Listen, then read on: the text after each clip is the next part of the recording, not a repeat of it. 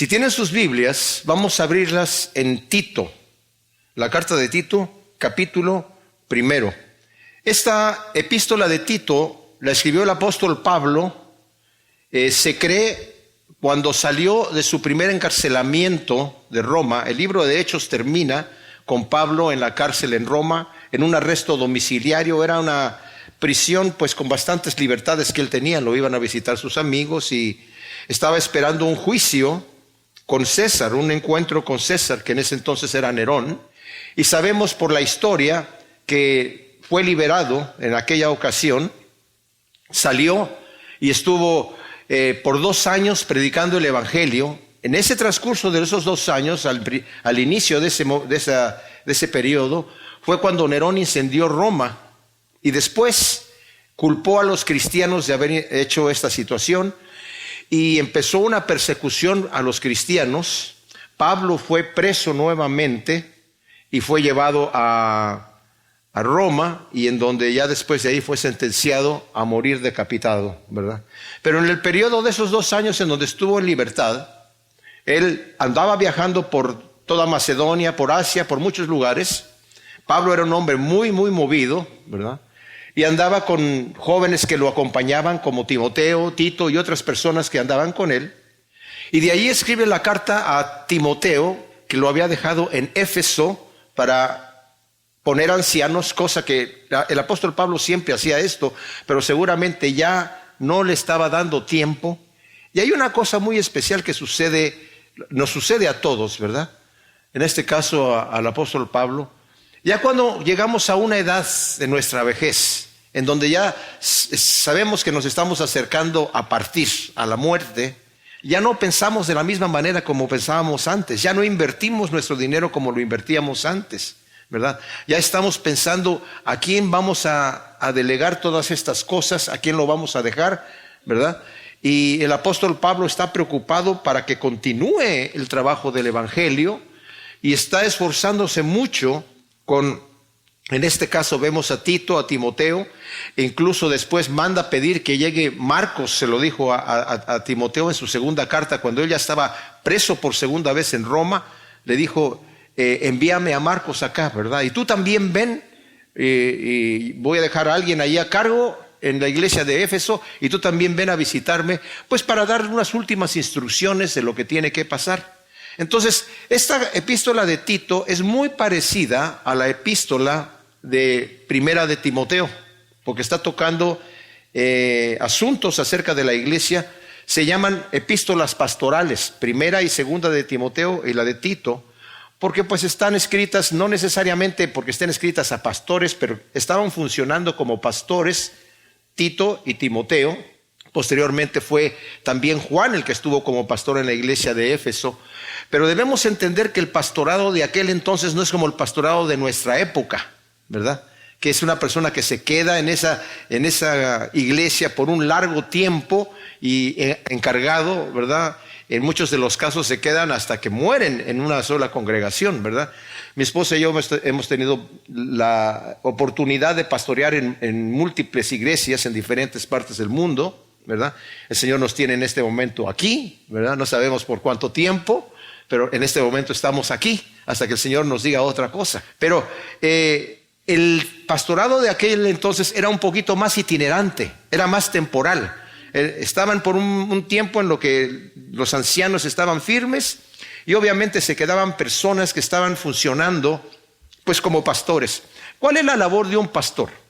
La labor del pastor debe ser enseñar la palabra de Dios de una forma contundente a las ovejas, a los feligreses, a los fieles que vienen a la iglesia. Y nos lo dice de una manera muy especial en el libro de Éfeso, ¿verdad? De los Efesios, a la carta que el apóstol Pablo escribe a los Efesios, y nos dice que el Señor ha preparado maestros para que adiestren al cuerpo de Cristo. Dice, por ejemplo, en el capítulo 4, en el versículo 11, Él mismo dio unos apóstoles, otros profetas, otros evangelistas, otros pastores y maestros. Esta palabra pastores y maestros se cree que es la misma función pastor-maestro, ¿verdad? No que unos son pastores y otros son maestros. Hay una discrepancia entre los eruditos bíblicos, pero la mayoría están de acuerdo que es una sola función. ¿Para qué están estos pastores maestros? A fin de adiestrar a los santos para la obra del ministerio, para la edificación del cuerpo del Mesías, hasta que todos lleguemos a la unidad de la fe y del conocimiento pleno del Hijo de Dios, a un varón perfecto, a la medida de la estatura de la plenitud del Mesías, para que no seamos niños fluctuantes, zarandeados por las olas, llevados a la deriva por todo viento de doctrina, por la astucia de hombres que emplean con maestría las artimañas del error. O sea, estos pastores maestros están para adiestrar a los santos que son ustedes para la obra del ministerio, para la edificación del cuerpo del Mesías. Hay lugares en donde creen que el pastor es el que tiene que hacer todo. Yo estuve en una iglesia así, ¿verdad? En donde creían que yo, porque sea hoy el pastor, tú tienes que encargarte de todas las cosas porque tú eres el pastor. Pero lo que la Escritura nos enseña es lo contrario. El pastor tiene que adiestrar a las ovejas para que ellas hagan la obra del ministerio. No solamente es venir a escuchar, llenarse de la palabra de Dios, qué bonito estuvo, me tocó, me hizo reír, me hizo llorar, ¿verdad? Eso es algo que es muy popular hoy en día, por eso vemos muchas iglesias grandes, mis amados. Muchas iglesias grandes en donde el pastor solamente es como un orador motivacional, en donde a la gente les está diciendo cosas bonitas para que se sientan bien, ¿verdad? Les cuenta unos cuantos chistes para que se rían, ¿verdad? Y la gente estuvo, ¡ay, qué bonito estuvo!, ¿verdad? Pero no hay esa comunión, esa comunicación de decir, estamos trabajando para el Rey de Reyes y Señor de Señores, y aquí venimos a la escuela a nutrirnos, a aprender qué es lo que debemos hacer para cuando salgamos afuera. Como compartió Rudy cuando estuvo aquí, ¿verdad? Qué bonito mensaje nos dio, tremendo, ¿verdad? De cómo es que nosotros debemos salir afuera a hacer la obra del ministerio, llevar el evangelio a los demás. Es una labor que el Señor no la dejó para unos cuantos. El Señor le dijo a sus discípulos, vayan y hagan discípulos en todas las naciones. Y estos discípulos tienen que andar llevando el evangelio. Unas ovejas saludables se multiplican. Necesitamos compartir nuestra fe. Necesitamos no tener vergüenza del evangelio, sino más bien compartirlo. Y si no sabemos qué decir, por lo menos traerlas a las personas para que vengan. Ven a escuchar la palabra de Dios para que tú escuches, ¿verdad?, las maravillas que Dios tiene para con nosotros. Nos vamos a concentrar en los primeros 4 versículos en esta ocasión, mis amados, que es la salutación, es la introducción, pero está tan llena de doctrina que realmente es algo para masticarlo. Hablando de doctrina, yo he escuchado a algunos, incluso de nuestra congregación, que dicen, ay, a mí no me gusta tanto doctrina, yo quisiera hablar de otras cosas. La doctrina está como que... Y eso es porque no entendemos qué significa la palabra doctrina. La palabra doctrina significa enseñanza, significa qué es lo que me dice la Biblia. Yo quiero aprender qué es lo que Dios tiene que decirme a mí. La sana doctrina es una doctrina que es de acuerdo a la palabra de Dios. Y todo lo que nosotros debemos aprender es lo que dice la palabra de Dios. Salió hace tiempo un eslogan, ¿verdad?, que incluso lo tenían en calcomanías para los autos o en diferentes cosas, en brazaletes, en playeras, ¿verdad? En inglés decía, "What would Jesus do?" O sea, ¿qué es lo que haría el Señor? Bueno, está un poquito raro eso porque la mayoría de las veces no sabemos qué es lo que haría el Señor, ¿verdad? Más bien debería decir qué es lo que dice la Biblia, qué es lo que dice la Escritura, ¿verdad?, que yo debo de hacer. Y sí, debemos ver qué es lo que hizo el Señor en la Escritura para imitarlo a Él.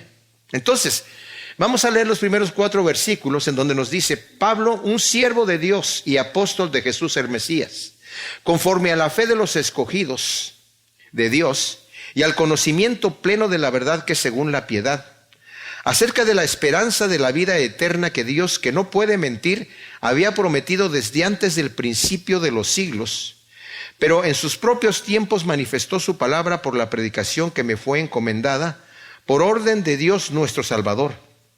A Tito, genuino hijo en nuestra común fe, gracia y paz de Dios Padre y de Jesús el Mesías, nuestro Salvador.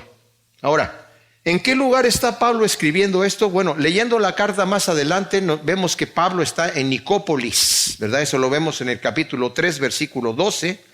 Dice, cuando te envíe Artemas o a Tíquico, apresúrate a venir a mí, hasta Nicópolis, porque he decidido pasar allí el invierno. Ya sea que estuviese escribiendo la carta desde ahí o que se iba a trasladar allá, el apóstol, podíamos pensar que de ahí está escribiendo esta carta. La fecha de la escritura está entre el 66 y el 67, que es el tiempo que estuvo Pablo libre desde de su primer encarcelamiento hasta el segundo, ¿verdad?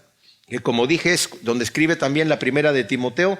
La segunda de Timoteo la escribe ya desde la cárcel, cuando vuelve por segunda vez a la cárcel en Roma, e incluso le dice a Timoteo: ya estoy a punto de ser sacrificado, ¿verdad? El Señor ya me mostró que me van a condenar a muerte, entonces, pero yo ya estoy listo para irme con el Señor, ¿verdad? Entre paréntesis, ¿verdad? Un detalle que debemos ver es que nos va a hablar aquí de la esperanza de la vida eterna, pero solamente quiero adelantar un detallito, mis amados, que es, algunos piensan, ¿qué sucede cuando yo me muero? ¿Estoy en la presencia de Dios ya? O, como también la Escritura dice, que va a haber una resurrección de muertos. Como dice Pablo a los tesalonicenses, los muertos en Cristo resucitarán primero y luego nosotros, los que estemos viviendo, seremos arrebatados con el Señor en el aire. Hay algunos que piensan que al morir uno entra como en un tipo de sueño, ¿verdad? En donde de repente ya nada más despierta y ya está ahí con el Señor y con todos los demás cristianos resucitados. La Escritura no nos enseña eso. Tendríamos muchos problemas. Pablo no les dice a los filipenses, ¿verdad? Yo quiero estar con ustedes por causa del Evangelio, pero la muerte es ganancia, y si muero en Cristo, pues voy a dormir un buen rato hasta que después despierte con el Señor. Eso no sucede, ¿verdad? Y también, ¿qué haríamos para explicar cómo es que se apareció Moisés y Elías al Señor en el monte de la transfiguración si hubieran muerto y se hubieran dormido, o los despertaron para que fueran ahí a aparecerse al monte de la transfiguración y se volvieron a dormir nuevamente? No lo creo, ¿verdad? Pero que eso lo digo para que tengamos la esperanza de saber que si estamos ausentes en este cuerpo, los que se han ido, nuestros familiares que se han ido, nuestros amigos que se han ido, están en la presencia de Dios gozándose, mis amados. Tremendo, tremendo. Y nos va a hablar aquí de la esperanza del cristiano, que es una esperanza gloriosa. La gente que no tiene esta esperanza, mis amados, la muerte es un terror. Lo que nosotros tememos de la muerte nunca lo vamos a sufrir. Nosotros los cristianos, el terror que nos puede dar la muerte jamás lo vamos a sufrir, porque la muerte simple y sencillamente para nosotros es pasar de este mundo al otro mundo. Bueno, lo vamos a hablar ahora que hablemos de la esperanza que tenemos, pero primero dice Pablo, un siervo. Ahora, ¿en dónde está Tito? Pues nos dice en el versículo 5, por esta razón te dejé en Creta para que pusieras en orden lo que faltara y designaras ancianos en cada ciudad como te ordené. Esto lo veremos Dios mediante en el siguiente estudio. Pero Creta era una isla que estaba en el centro del mar Mediterráneo, equidistante, o sea, a la misma distancia más o menos de África, Macedonia, que es Europa, y Asia. Había un clima excelente para viñedos. El vino de Creta era un vino muy, muy famoso. Había mucha borrachera ahí, ¿verdad? También por causa de eso. Y los cretenses tenían una muy mala fama. Decían que había tres personas de diferentes lugares que eran de las personas de los peores que había, ¿verdad? Y unos estaban en Creta, otros estaban en Sicilia y otros estaban en Capadocia. Dice, pero de todos ellos los peores son los de Creta. Tenían, pobres, una fama terrible. De hecho, en el versículo 12... dice Pablo, uno de ellos, su propio profeta, dijo, los cretenses siempre mentirosos, malas bestias, glotones ociosos. ¡Wow! No solamente son bestias, sino son malas bestias. O sea, aparte de bestias, son malas bestias. ¡Wow! Y luego dice Pablo en el siguiente versículo, este testimonio es verdadero. O sea, en realidad sí son así. Bueno, en este lugar está Tito, mis amados, y tiene que arreglar cosas. Tito tiene que tener un carácter fuerte. Y vamos a ver por lo que Pablo le dice aquí, que tiene un carácter mucho más fuerte que el de Timoteo. Timoteo tenía un cierto temor, y Pablo lo tiene que animar a que no tenga este temor, porque la labor que tiene que hacer, al igual que Tito, es una labor importante. Tiene que confrontar a los falsos Y aquí hay muchas personas falsas, lo vamos a ver en el siguiente estudio, ¿verdad? Cuando está hablando de estos falsos maestros y personas que están allí tratando de enriquecerse a costa de predicar sus falsas doctrinas, como sucede hoy en día, ¿verdad? Como sucede hoy en día en las iglesias también. Pero esto es interesante porque dice Pablo, un siervo de Dios y apóstol de Jesús el Mesías. La palabra siervo es la palabra doulos. Y cuando dice que es de Dios, se está refiriendo al Padre, ¿verdad? Tiene dos connotaciones, la palabra de siervo. La palabra quiere decir esclavo, literalmente esclavo. Puede ser un esclavo que se haya vendido, o puede ser un esclavo que se haya hecho esclavo por voluntad propia, y también puede ser un esclavo que se haya hecho por voluntad propia y que se haya quedado por voluntad propia como esclavo, aun cuando tuvo el tiempo de liberarse. Había esclavitud en esta época, había esclavitud en la época desde que el Señor dio la ley. Y alguien puede decir, ¿y por qué Dios no abolió la esclavitud cuando le dio la ley a Moisés? ¿Por qué permitió que la esclavitud siguiera? Bueno, debemos entender que la esclavitud de esta época no era como la esclavitud, por ejemplo, que tuvieron acá en Estados Unidos, ¿verdad? Con los negros, o que tuvieron en Inglaterra también, ¿verdad? En un abuso tremendo. Había gente que sí eran abusivos, pero por lo general esta esclavitud ayudaba económicamente a la persona. Porque, por ejemplo, imagínense, si una persona pierde su trabajo y no tiene recursos para pagar su casa, la va a perder su auto y no puede trabajar, ¿qué hace? Pues que Dios le ayude. Pero en esta época una persona podía llegar y decirle a alguien, oye, me vendo como esclavo para ti, ¿verdad? El esclavo no se vendía como esclavo gratis, se vendía por una suma de dinero y recibía la mitad del salario que recibía un jornalero. Entonces esta persona podía estar guardando su dinerito porque en donde él estaba como esclavo estaba siendo mantenido con comida, tenía hospedaje, tenía todo. Los esclavos hebreos, solamente los hebreos, porque cuando llegaron el pueblo de Israel a la tierra prometida, el Señor le dijo, ustedes si tienen esclavos de otras naciones, se pueden quedar con ellos el tiempo que ustedes quieran, ¿verdad? Pero si tienen esclavos dentro de los hebreos, a los 7 años de haber sido esclavo los tienen que dejar en libertad. No pueden estar más tiempo de 7 años ahí. A los 7 años salen en libertad. Si el esclavo entraba con su mujer, salía con su mujer y con sus hijos. Pero si el esclavo entraba, se vendía como esclavo, y el dueño, su amo, le daba una mujer, otra esclava como esposa, y al hombre le tocaba ya salir, porque ya eran los 7 años para salir. La esposa y los hijos se quedaban con el amo. Entonces el esclavo podía decir, yo no quiero salir, yo amo mucho a mis hijos y amo mucho a mi esposa y mi amo me trata muy bien, yo realmente no quiero salir. Me quiero quedar aquí, me conviene quedarme aquí. Entonces el amo le hacía un hoyo con un punzón en el lóbulo de la oreja y le ponía un arete de oro.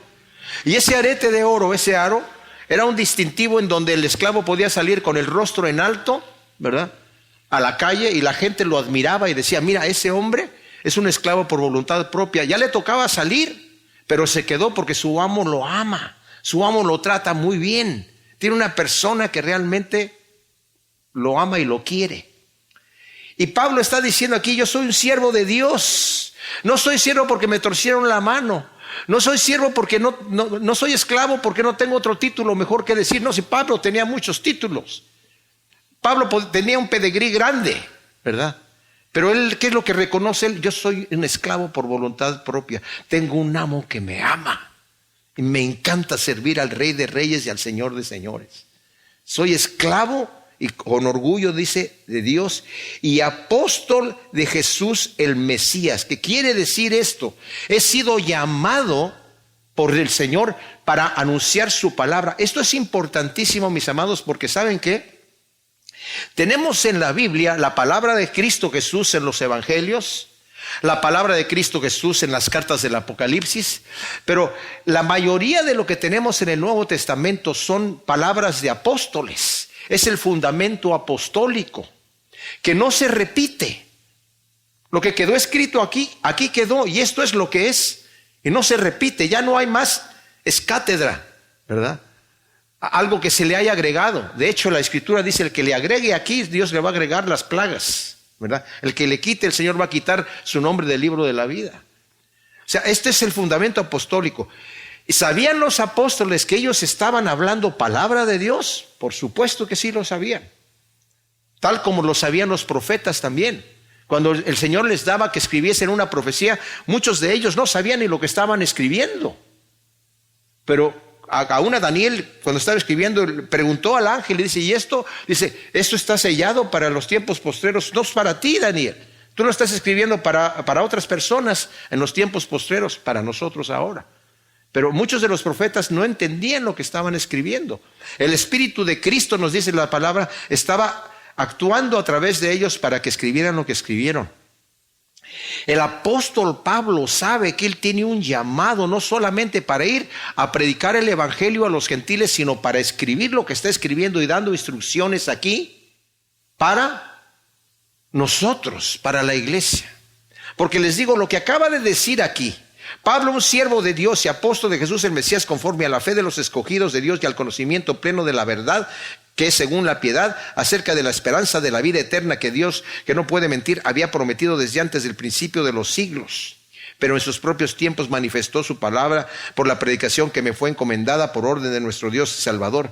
A Tito, genuino hijo en nuestra común fe.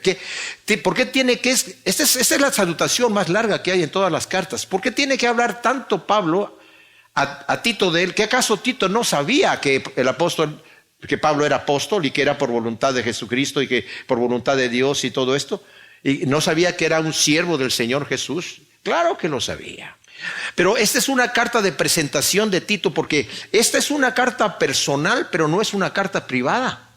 Es una carta que se debe de leer delante de la congregación, y esta carta le va a permitir a Tito tener él mismo una autoridad apostólica, porque viene de parte del apóstol Pablo, para poder poner líderes en la iglesia y poder quitar a ciertas personas que quieren ser líderes. Ustedes no califican.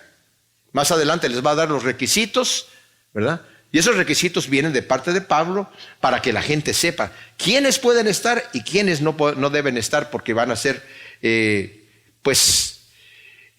negativos para la iglesia, ¿verdad?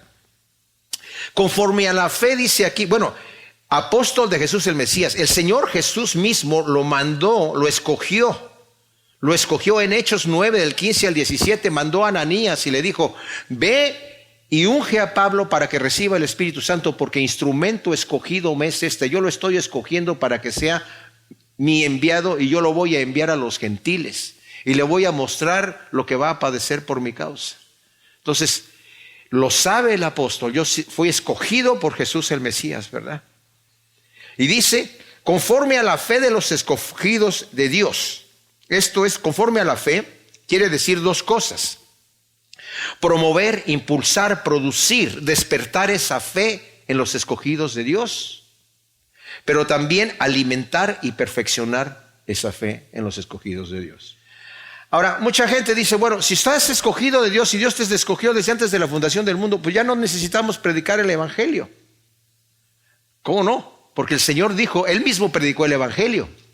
Y el método y el mecanismo por medio del cual el Señor va a llevar el evangelio es a través de la predicación.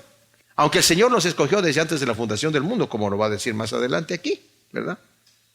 Pero dice, conforme a la fe de los escogidos de Dios y al conocimiento pleno de la verdad, que es según la piedad. El conocimiento pleno de la verdad que es según la piedad. Aquí en este versículo 1 de Tito, el primer capítulo, mis amados, quiero volver a leer este versículo completo. Pablo, un siervo de Dios y apóstol de Jesús el Mesías, conforme a la fe de los escogidos de Dios y al conocimiento pleno de la verdad que es según la piedad. Esto es, como dije yo, tiene una riqueza doctrinal muy grande, mis amados. La verdad tiene que estar ligada a la piedad. La verdad es la realidad. Ustedes saben que cuando estaba ahí en el capítulo 18 de Juan, estaba el Señor Jesús delante de Pilato y le dice Pilato, ¿entonces eres tú rey?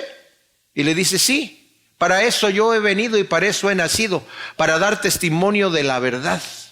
Todo el que es de la verdad me escucha. Y Pilato dijo, ¿y qué es la verdad? Y se salió. No le interesaba saber qué era la verdad. Pilato tenía la filosofía que hoy está de boga, que es la verdad no existe, la verdad absoluta no existe. Tú crees que algo es verdad, es para ti, es tu verdad. Tú crees que algo es verdad, es para ti, yo creo la mía, tú crees la tuya, cada quien cree la suya, ¿verdad? Pero eso no es lo que es verdad. Lo que es verdad es lo que es realidad. ¿Sí me explico? No es mi verdad o tu verdad, no es algo subjetivo, es objetivo, es real. La verdad es lo que es real. Y la verdad tiene que ir acompañada de la piedad. De otra manera estoy en el engaño. Miren, el Señor me reveló algo hace tiempo que es un poco difícil de comunicarlo, pero lo voy a intentar. Satanás, para poder ser Satanás y ser malvado e infligir dolor, y que le guste destruir, que le guste robar, que le guste matar, que le guste hacer daño, necesita estar engañado. Como le dijo Pablo a Timoteo, estos engañan y son engañados. Estos aborrecen y son aborrecidos. Así es Satanás, tiene que vivir en el engaño. Porque el que vive en la verdad es el que trae las cosas a la luz, como le dijo el Señor a Nicodemo, ¿verdad? La condenación es esta, que los hombres amaron más las tinieblas que la luz.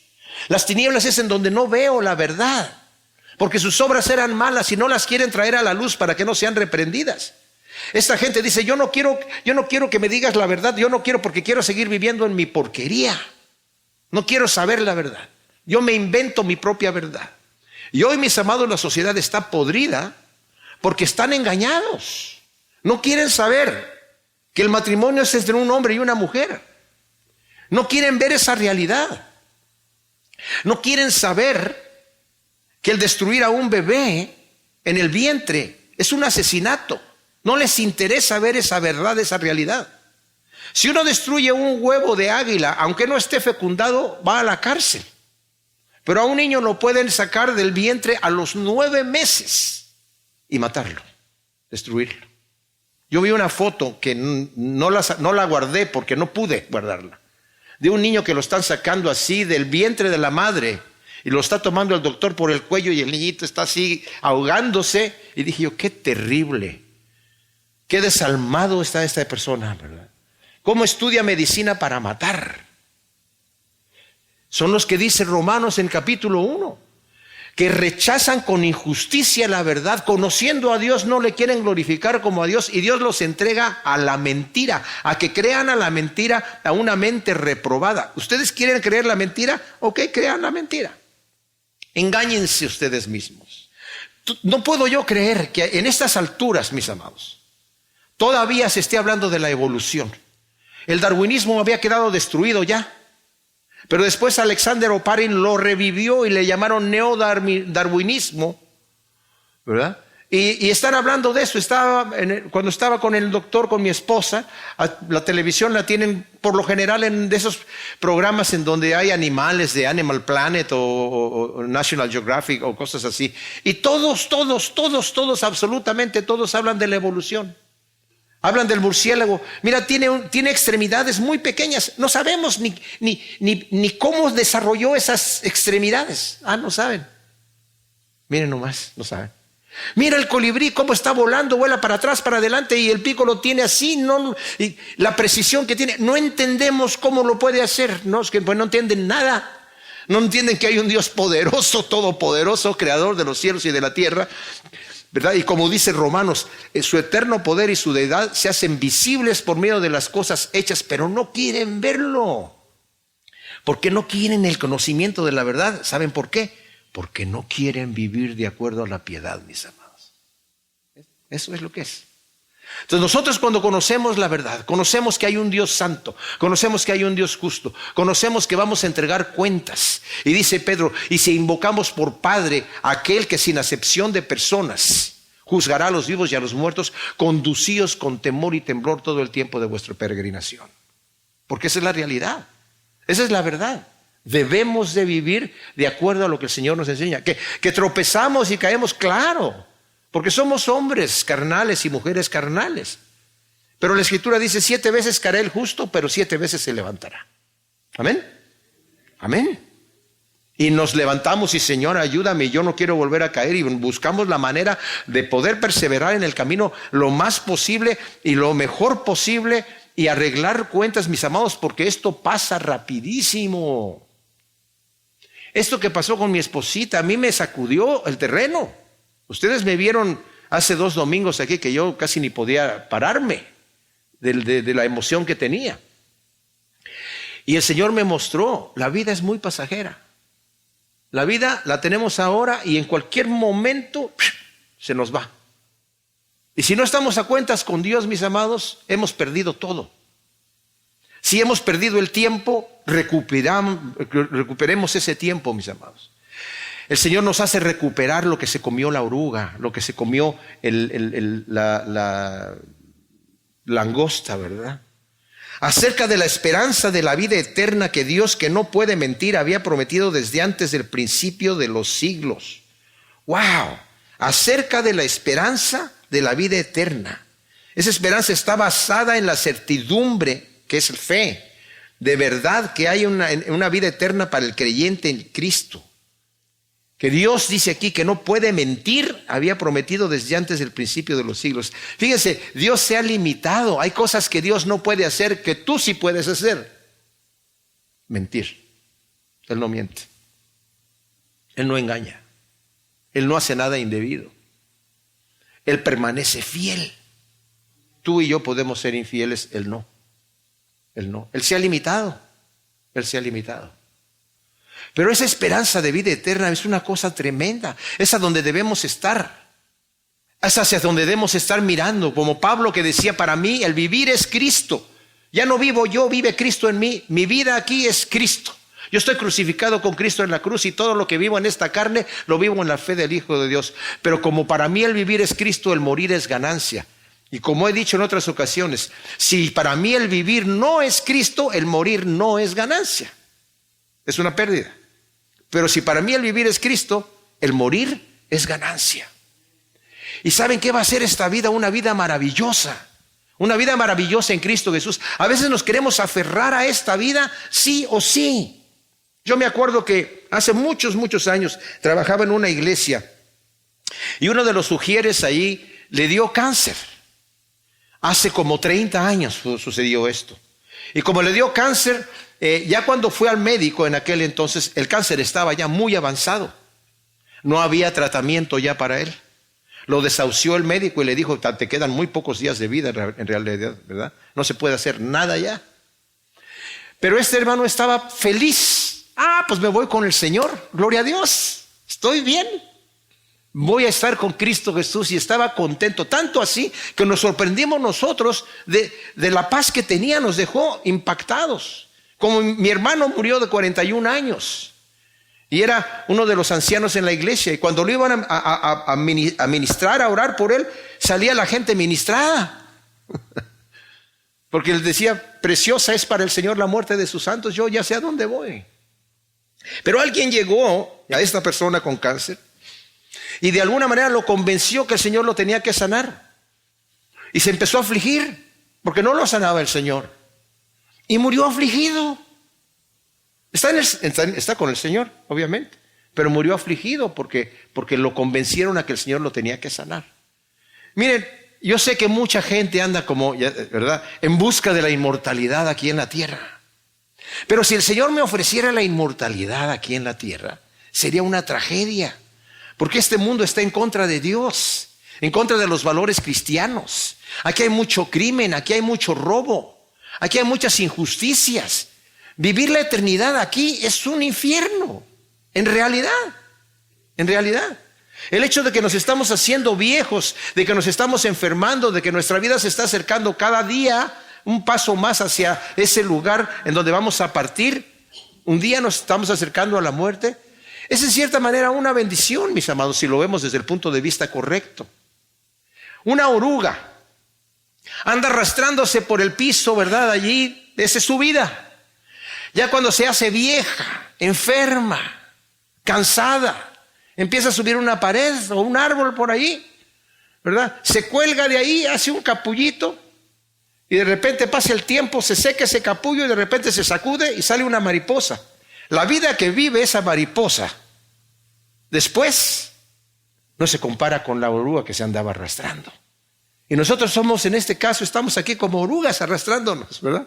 Pero el Señor va a llegar el momento en donde nos va a liberar y vamos a tener esa metamorfosis para ser esas nuevas criaturas. Este cuerpo está diseñado para el ambiente que estamos aquí, para este planeta, para la presión atmosférica que tenemos y para el tipo de gases que estamos respirando, ¿verdad? Pero cuando estemos en el reino de los cielos vamos a tener otro nuevo cuerpo, porque la carne y la sangre no pueden heredar el reino de Dios, pero va a ser una tremenda bendición. Entonces dice acerca de esta esperanza de la vida eterna, que Dios, que no puede mentir, había prometido desde el principio de los siglos. ¿Cuándo el Señor y a quién le prometió desde el principio de los siglos la vida eterna? Pues no se la prometió a hombre ninguno, porque no había creado al hombre. Pero la Escritura nos dice en Apocalipsis 13:8 que Cristo es el Cordero inmolado desde antes de la fundación del mundo. Esto quiere decir que antes de que el Señor creara todo este universo, mis amados, ya estaba el plan de la redención nuestra. No era que Adán de repente cayó y el Señor dijo, ay caray, mira lo que pasó con este hombre y ahora qué hacemos, ¿verdad? Se nos echó abajo el plan. No, el plan ya estaba hecho. El Señor hizo al hombre, lo puso en medio del huerto del Edén. Y puso en medio del huerto del Edén el árbol de la ciencia del bien y el mal, al cual le dijo el hombre, no comas de ese árbol, porque el día que comas de ese árbol ciertamente vas a morir. ¿Por qué le puso ese árbol? Yo no sé por qué Dios hace las cosas que hace. No puedo dar explicaciones. Pero es obvio que el Señor quería un amor de nuestra parte, no forzado, no obligado, sino genuino. Y como dije yo anteriormente también, el plan de Dios no era a Adán y Eva en el jardín del Edén, sino Cristo en el jardín de Getsemaní, orando por nuestra salvación. Mis amados, somos extremadamente afortunados como hombres y mujeres que el Creador del universo haya venido a morir por nosotros.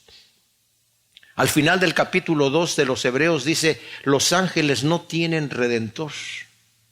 Los ángeles que pecaron van a juicio eterno, condenación eterna, no tienen redentor. Nosotros sí tenemos redentor.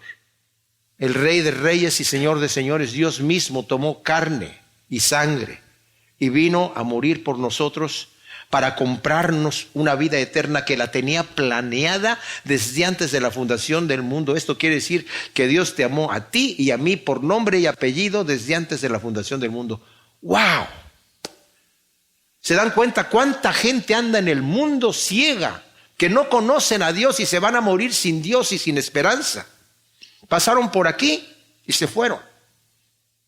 Nosotros somos la voz de Dios, mis amados. A nosotros nos debe de dar ese celo de decir, ay Señor bendito, utilízame para poder hablar de ti a cuanta persona pueda yo, para rescatarlos, porque van rumbo al infierno. Porque angosto es el camino y estrecha es la puerta que van a la salvación, y pocos son los que van por allí. En cambio el camino ancho y la puerta grande es para los que van a perdición, y muchos son los que van allí, van de la manera que quieran. Acá tienen que ir de acuerdo a como el Señor lo dice. Y nosotros somos la voz del Señor para llamar a la gente al arrepentimiento. Cristo vino, y como nos lo dice aquí al principio de Hebreos, ¿verdad? En donde dice, habiendo Dios hablado en tiempo antiguo muchas veces y de muchas maneras a los padres por los profetas, en estos postreros días nos habló por medio del Hijo, a quien constituyó heredero de todas las cosas y por el cual también hizo el universo. Y el Hijo nos dejó a nosotros la responsabilidad de llevar el evangelio a toda criatura, empezando por Jerusalén, Judea, Samaria y hasta lo último de la tierra. Nosotros ahora somos los que tenemos la responsabilidad de llevar el evangelio afuera, mis amados. Y debemos hacerlo. Si tenemos la misma compasión, el mismo celo, el mismo amor que tenía el Señor y que tiene, Porque Él puede bajar directamente, puede enviar ángeles para que hagan ese trabajo, pero nos ha escogido a nosotros. De manera que así como el Señor le dijo a Ezequiel, si el impío peca y tú no lo adviertes, va a morir por su pecado. Pero si tú no le adviertes, yo voy a demandar su sangre de tu mano. Ahora, si tú le adviertes al impío y él no se arrepiente, bueno, él se va a condenar por su pecado, pero tú ya libraste tu mano, su sangre de tu mano, porque le advertiste. Ya lo que él haga es cosa de él. Pero ese es el trabajo que nosotros, como hijos de Dios, tenemos que hacer. Y no se trata de salir a la calle y empezar a gritarle a todo mundo, ¿verdad? Cristo te ama, arrepiéntete de tu pecado. Pero sí se trata de pedirle al Señor sabiduría y de estar dispuesto. De estar dispuesto y abierto a ver en qué momento el Señor me da la oportunidad de compartir el Evangelio y que no me avergüence, porque el que se avergüenza de mí, dice el Señor, delante de los hombres, yo me voy a avergonzar de él delante de mi Padre que está en los cielos y delante de los ángeles. Mas el que no se avergüence, yo no me voy a avergonzar de él. El que me declare delante de los hombres, yo lo voy a declarar delante de mi Padre. Entonces dice aquí que Él lo prometió desde antes de los siglos, pero en sus propios tiempos manifestó su palabra por la predicación que me fue encomendada por orden de Dios nuestro Salvador. O sea, está diciendo el apóstol Pablo mismo, esa palabra que el Señor predicó a mí me ha sido encomendada. Pero no digamos solamente, pues ese es el apóstol Pablo, ¿verdad? Ese es el apóstol Pablo, a él le encomendó el Señor esa palabra, ¿verdad? Ese es el pastor, a él le encomendó el Señor predicar la palabra, ¿verdad? Y qué bueno que lo haga ahí en la iglesia, ahí está bien, ¿verdad? Que lo haga así. A todos nosotros el Señor nos está encomendando la palabra de Dios para compartirla. Y como dijo Rudy la vez pasada, mis amados, solamente sabes, Juan 3:16 es suficiente. Es suficiente. Cuando el Señor llegó a Gadara, había un endemoniado ahí en Gadara. Algún evangelio dice que había 2. Que estaba lleno de demonios, tanto así que cuando preguntó el nombre el Señor dice, ¿y cómo te llamas? Dice, me llamo Legión porque somos muchos. Había ahí 2,000 cerdos, algunos creen que eran como 2,000 demonios, y echó fuera esos demonios, y los demonios pidieron permiso de ir a meterse al cuerpo de los cerdos, y el Señor les dijo, pues vayan allá. Y se despeñaron los cerdos, los hombres que de ese lugar, se asustaron de lo que sucedió y le pidieron al Señor que se fuera de ahí. Todos los que el Señor sanaba, al Señor le gustaba que los siguieran. ¿Se acuerdan de los leprosos que los sanó? Y de repente nada más regresó, fueron 10 los que se sanaron y solamente regresó 1, quejándose de los otros 9 que se fueron quién sabe a dónde, ¿verdad? A sus casas. Y este endemoniado le dijo al Señor, Señor, yo te quiero seguir. Y es la única persona que vemos en la Escritura que el Señor le dice, no, tú quédate aquí. Y diles a estas personas lo que Dios ha hecho contigo. A mí no me dejan hablar, a ti te tienen miedo, así que diles lo que el Señor hizo contigo, ¿verdad? Ahora, ¿cuánta teología sabía este señor? Nada. ¿Cuánto de la Escritura sabía? ¿Qué versículos sabía? Nada, absolutamente nada. Lo único que tenía que decir era que yo antes era así, mira lo que el Señor ha hecho conmigo. El mensaje era simple, directo y al punto. Antes era ciego y ahora veo. Antes era endemoniado y el Señor me ha librado. Las grandes cosas que Dios ha hecho conmigo. De tal manera que cuando el Señor regresó a Decápolis, ya lo estaban esperando ahí para que llegara y les hablara de la palabra. Este hombre preparó el terreno, mis amados. A algunos nos toca sembrar, a otros les toca regar. Cada uno de nosotros tenemos nuestros dones. Pidámosle al Señor sabiduría. Señor, ¿qué quieres que yo haga en tu reino? ¿Cómo puedo poner a trabajar los dones y talentos que tú me has dado? Yo no quiero ser aquel que esconde el talento en la tierra y después te lo trae y el Señor, siervo malvado y negligente. Lo hubieras metido por lo menos al banco. A quítenle ese talento, déselo al que tiene 10 y échenlo fuera, donde va a ser el lloro y el crujir de dientes. Wow. Pidámosle al Señor sabiduría. Señor, ¿qué quieres que yo haga? Dame el valor. Si tienes temor, dame el valor. Dame la sabiduría. Dame el denuedo. Los apóstoles le pidieron al Señor denuedo. Señor, danos fuerza de nuevo para ir a predicar el evangelio. Aquí nos están atemorizando de que nos van a hacer y nos van a decir, dame el denuedo para hacer eso. Acá nos están prohibiendo que nos reunamos como iglesia, mis amados. Y por un tiempo estábamos, bueno, vamos a someternos a las autoridades, pero de repente comentamos, ¿es justo obedecer a los hombres antes que a Dios? No, la iglesia se necesita, nos necesitamos unos a otros. No en línea, nos necesitamos saludar, abrazar, compartir, tener esa relación, esa convivencia, que como cuerpo la necesitamos, mis amados. No es lo mismo estar viendo una pantalla, ¿verdad?, que estarnos viendo en persona y pues sentir esa amistad. Dice, entonces, en sus propios tiempos lo manifestó su palabra por la predicación que me ha sido encomendada por orden de Dios nuestro Salvador. Ahora fíjense, el Señor, aquí le llama a Dios nuestro Salvador refiriéndose al Padre. ¿Ok? Siempre que se menciona la palabra Dios, así a secas, se está refiriendo al Padre. Y abajo dice a Tito, genuino hijo de nuestra común fe, gracia y paz de Dios Padre y de Jesús el Mesías nuestro Salvador. O sea que tanto el Padre como Jesús es el Salvador también. Y tenemos muchas escrituras, no tengo tiempo de leerlas, pero si las quieren anotar, 1 Timoteo 1:1, 1 Timoteo 2:3, 1 Timoteo 4:10, Tito 1:3, Tito 2:10, 3:4, y también en Lucas 1:47 y en Judas 25 le llaman al Padre Salvador, ¿verdad? Y sabemos que Cristo es nuestro Salvador, o sea que es el mismo Dios, el mismo Dios.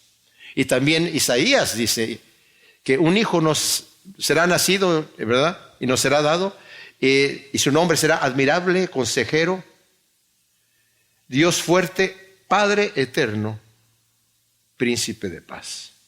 Es el mismo Dios que murió por nosotros y que nos destinó desde antes de la fundación del mundo, nos amó para que tuviésemos nosotros, mis amados, esta esperanza viva. Si tenemos esta esperanza viva, si creemos esta verdad y andamos conforme a la piedad, llevemos el evangelio a aquellos que lo necesitan. Oremos.